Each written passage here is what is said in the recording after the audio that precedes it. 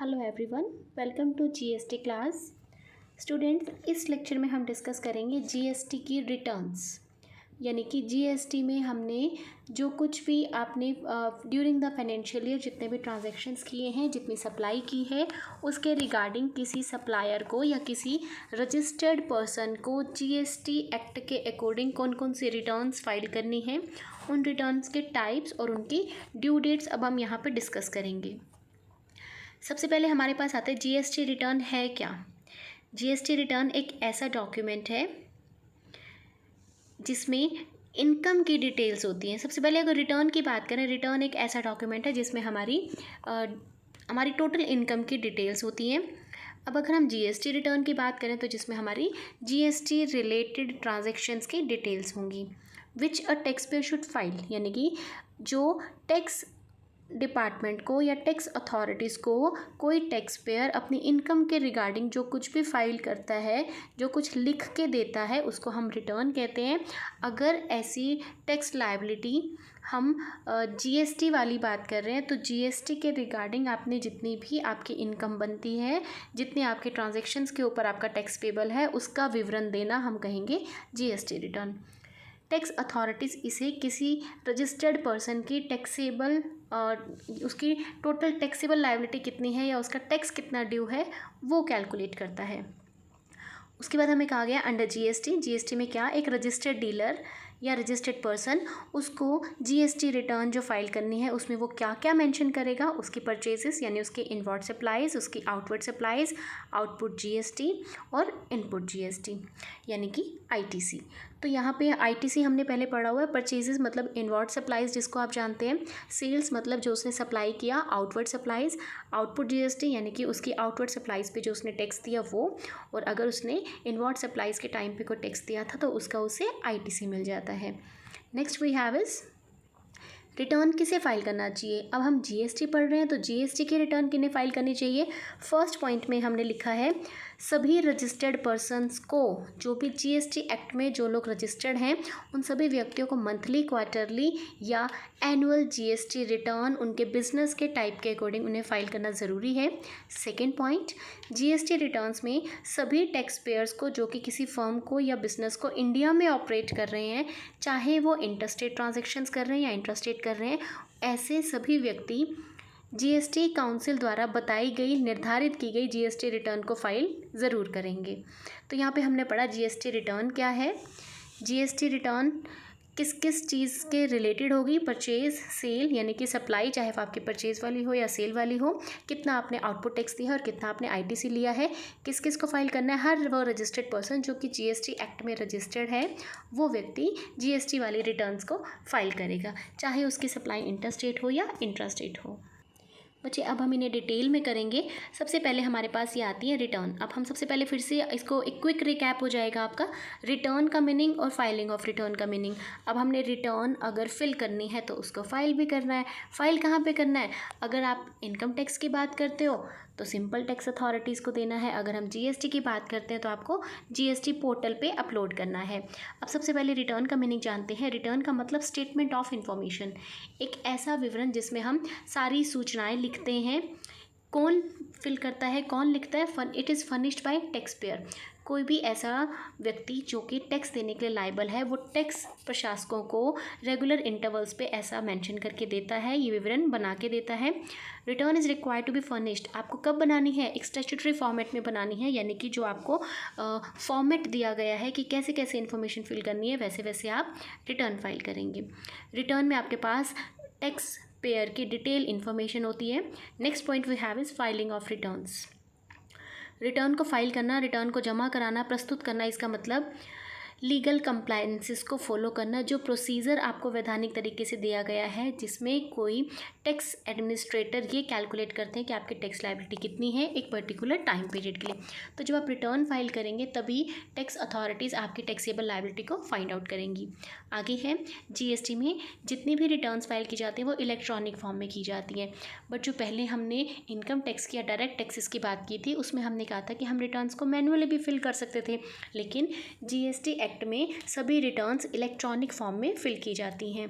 GST में कोई regular tax payer अपनी मंथली और एक एनुअल रिटर्न ज़रूर फाइल करता ही करता है, ये उसके लिए कंडीशन है।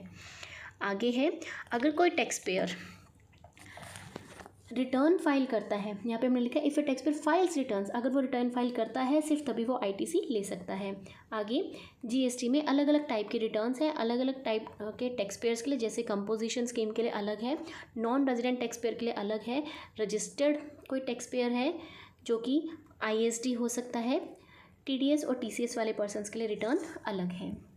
Next point we have is, किसी भी टैक्स पेयर को रिटर्न फाइल करनी है, वो वाली ऑनलाइन रिटर्न्स फाइल करनी है which are related with the tax payers activities, यानी कि आपको वही फाइल करनी है जो आपसे रिलेटेड है, चाहे वो आईएसडी है तो वो औरों की फाइल नहीं करेगा, अगर कोई टीडीएस टीसीएस वाला पर्सन है तो वो सिर्फ अपनी रिलेटेड एक्टिविटीज़ की ही रिटर्न फाइल करेगा, अदर एक्टिविटीज़ की रिटर्न फाइल करने के लिए कोई भी रिस्पॉन्सिबल नहीं है। अब आता है लेट फाइलिंग, यानी कि एक टाइम होता है जो कि जीएसटी काउंसिल ने आपको टाइम अलाउ कर रखा है, प्रिस्क्राइब्ड टाइम, निर्धारित समय, अगर आप तब तक अपनी रिटर्न्स फाइल नहीं करते हो, उसके बाद करते हो तो माना जाएगा कि आपने अपनी रिटर्न को लेट यानी कि देरी से फाइल किया है।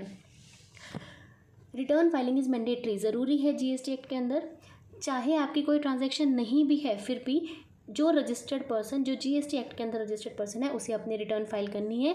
अगर उसने ट्रांजैक्शन नहीं की तो वो नील रिटर्न फाइल करेगा, यानी कि रिटर्न में चाहे वो कुछ भी ना लिखे लेकिन उसे फाइल करना ज़रूरी है।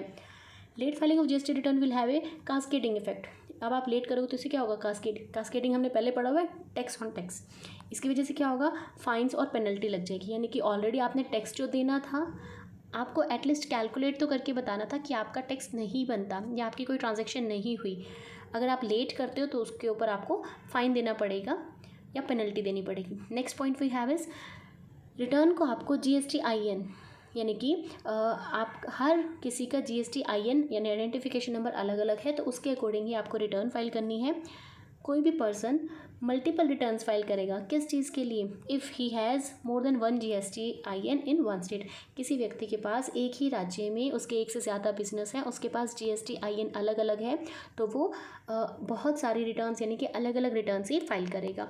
उसके बाद है वैलिड रिटर्न, यानी कि जिस रिटर्न को मान्यता दी गई है, जो वैलिड है, जो जीएसटी काउंसिल के पॉइंट ऑफ व्यू से ओके रिटर्न है।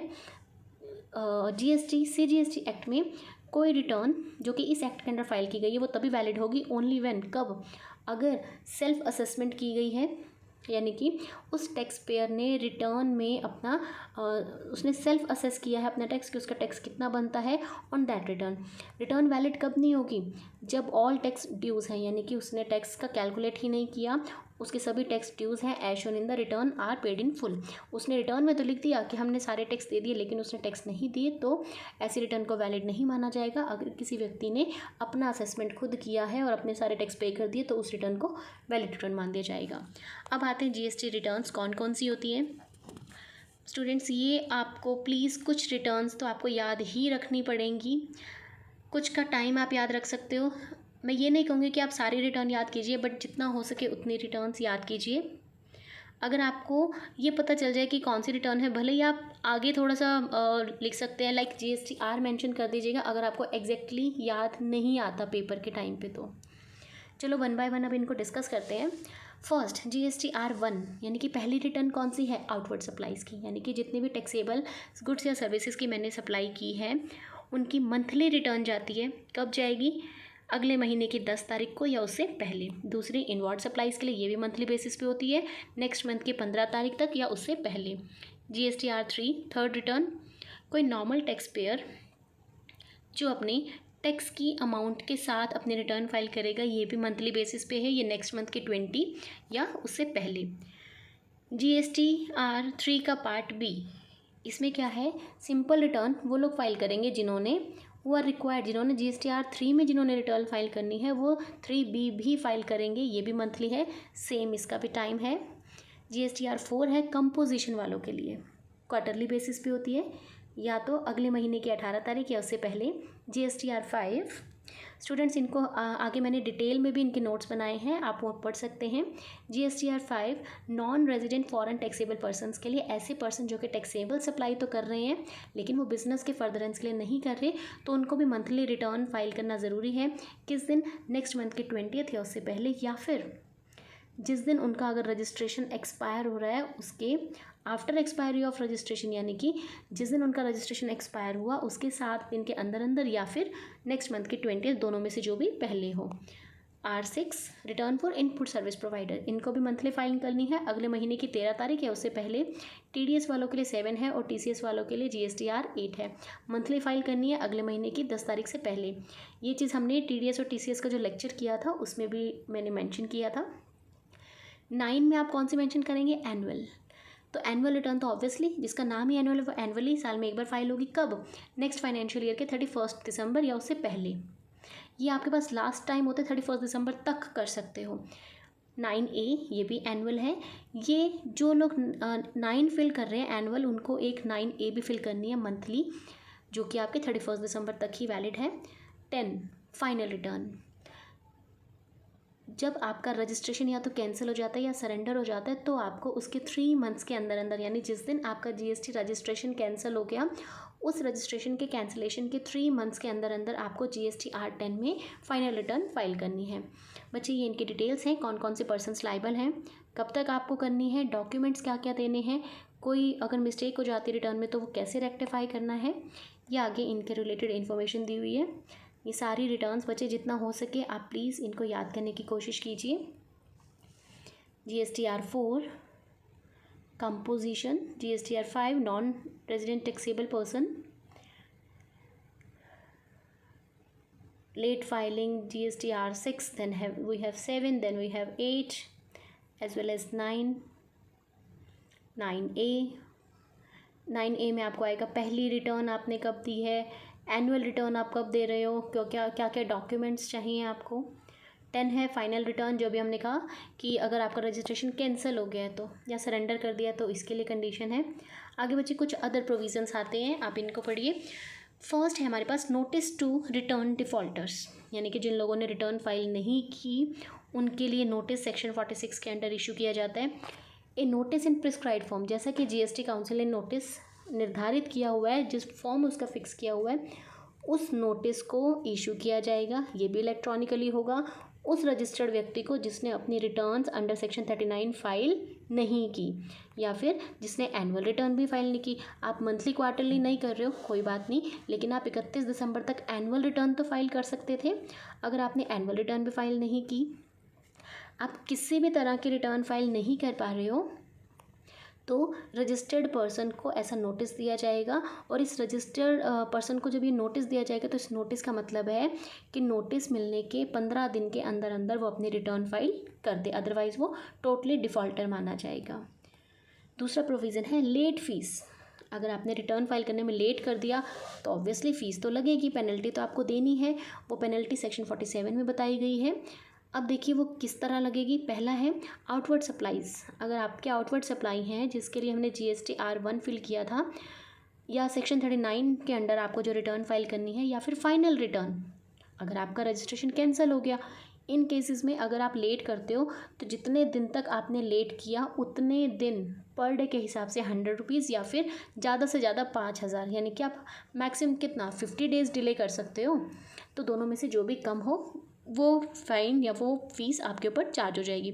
जैसे अगर आपका डिले है 20 डेज़ का, पर डे 100 रुपये है, 20 × 100 2000।